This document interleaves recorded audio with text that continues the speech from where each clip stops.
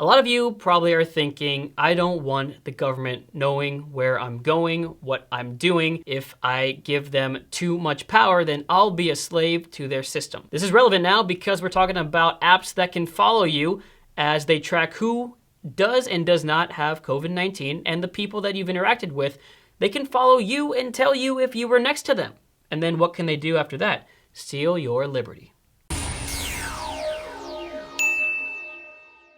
So there are these apps we've developed to help track your every movement so that we'll know where you've been, where you are going, and where you might go later. We'll know what stores you've been to. We'll know what restaurants you've been to. We'll know everything you like, every little detail of your life. And we can use that knowledge to then exert our control over you, influence where you go and what you can purchase, or even the things you see. We can limit access to information in a feedback loop, a system that will keep you grossly underinformed. You will be under our control. Now that I've just read you your rights, what will you say? Well, I find that a lot, not all, but most people are really missing the bigger picture here. But for the wise ones who are paying attention, they might have realized I wasn't talking about the government app. I was merely talking about your Facebook and Google agreements. These two mega giants know so much about your lives, both virtual and real, that they can easily target ads at you based on your past actions that will immensely increase the chances that you'll purchase the product advertised. It's more than just age, location, and gender. It's past online spending habits, websites visited, all those places you've visited, past tense. People you've talked to, which videos you've liked and disliked. And I know it seems like me asking for you to like this video is asking for you to buy into that system and just give them more information that they can use to follow you. But the fact is, even you not liking this video is giving into their system and giving them more information, what you like and what you don't like. So you might as well just click the like button on this video. But somehow the government is evil. And yes, there are issues with the government, but in this particular case, we're gonna talk about it's for the common good of people. So now I understand the fear of giving up information to the government because what will they require from us in the future?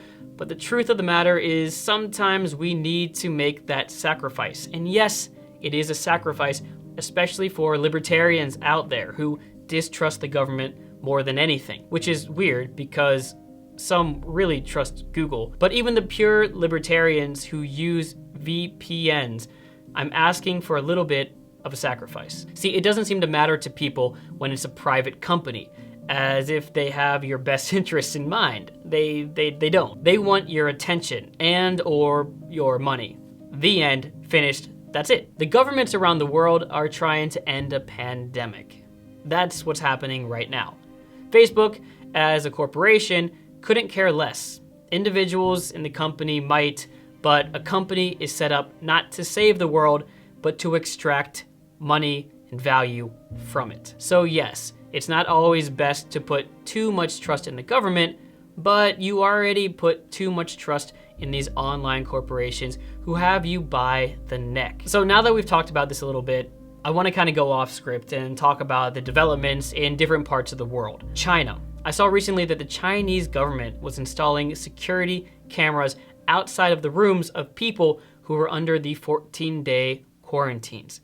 And that's freaky. Some people even said they were put inside their houses. Why are they there? To make sure that those people don't leave their houses and infect people out in society. Somewhere in the middle, there's South Korea. In South Korea, there is an app that if you are coming back from another country, you must download the app that will follow you wherever you go, because you too have to stay in your room.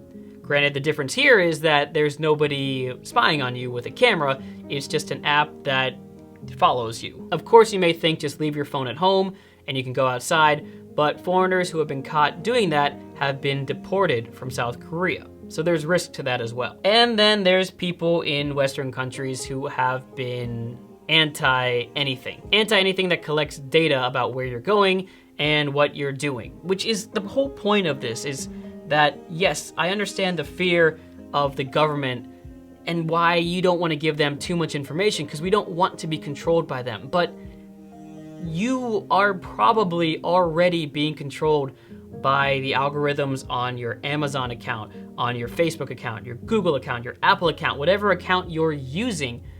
You're being controlled and manipulated by them as well. The only difference is, because the government is an entity you can see, you're actually more fearful of them. Whereas something like Facebook, you can't see them, so you don't actually understand the fear. It doesn't really hit you that they are controlling your actions based on the type of advertisements that they show you, or what posts from your friends they show you. So I'm not really giving you a good answer today about how much government intervention there should be when it comes to controlling people who are being quarantined or who have contracted the virus. But I am thinking that this is a global pandemic, and for those of you who are completely opposed to this idea, it is a sacrifice that I and other people are asking of you. We as a whole, yes, are giving up some of our information to the government, but that is, in fact, the purpose of government. It's to protect us collectively, and that does require giving up control. It's a social contract. So once this pandemic is over, what's gonna happen? Well, one of my predictions is that places like China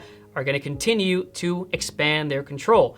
I don't imagine those security cameras are gonna be taken down. At the very best, they'll be moved to a new place where they can spy on other people, like past criminals, but they're gonna be there. China already has 8 of the top 10 cities of security cameras per citizen in those areas. So we know that they're gonna continue to spy on their people. On the other hand, once the coronavirus is done in Korea, I imagine that the actual app itself will probably cease to exist, or at the very least, they will table it until the next pandemic happens. As for countries that refuse to give up any personal information to help stop the pandemic, I mean, good luck.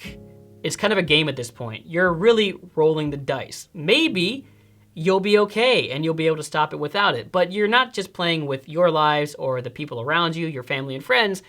You might be keeping this pandemic going on for a lot longer around the world, because people from wherever you might be, like America, might be traveling to another country. So if your country has these apps and you're in a place that isn't quite as controlling as, let's say, China, maybe it's worth being okay with it. That's all for today. Just something to think about. Hope you're all doing well and staying safe and taking care of those less fortunate than you. And I will see you next time. Goodbye. Haseo.